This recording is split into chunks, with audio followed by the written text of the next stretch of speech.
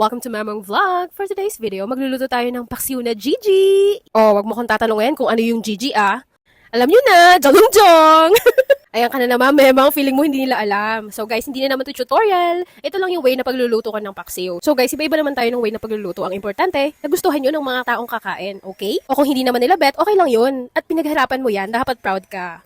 So, nagsimula tayo dito sa pag-chop ng kamatis. Mag-chop din tayo ng sibuyas at syempre itong luya. Usually, ginagamit yung luya para matanggal yung lansa. At yan, dudurugin natin ng konti yung ginger para lumabas yung lasa niya.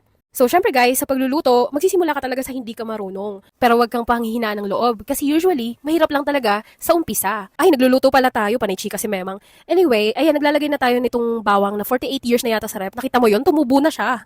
So ayan, pagkatapos natin i-chop yung mga aromatics, ilalagay na natin syempre yung isda dito sa lutuan. So usually, nilalagay ko talaga yung mga aromatics sa ilalim para hindi nasusunog yung isda. Kaso medyo gutom na ako dyan, kaya hindi ko na siya inulit. Ay talaga si Mamang laging gutom. So ayan, ilalagay lang natin lahat ng mga chinap nating ingredients kanina. Naglagay na ako ng asin sa isda, kaya konti na lang yung nilagay kong asin. And then maglalagay tayo nitong pepper, tapos itong suka, syempre, 'di ba? Kasi paksiw 'to. Hoy, Memang, wag kang nagsusungit. Tapos lalagyan natin siya ng mantika. So, syempre, depende sa iyo kung palm oil, coconut oil, o kaya naman yung mantika ng baboy. Yun talaga yung masarap. At syempre, naglagay tayo ng siling haba at yung siling love you. Ay, labuyo. Out sa idol kong si Diwata. Kita namin siya guys sa Eastwood at napakabait niya at napaka-friendly. Ayan, start na natin siyang lutuin dito sa bagong-bago at mainit-init pang induction cooker. Salamat sa sponsor! At ayan, the glimpse of heaven. Charot.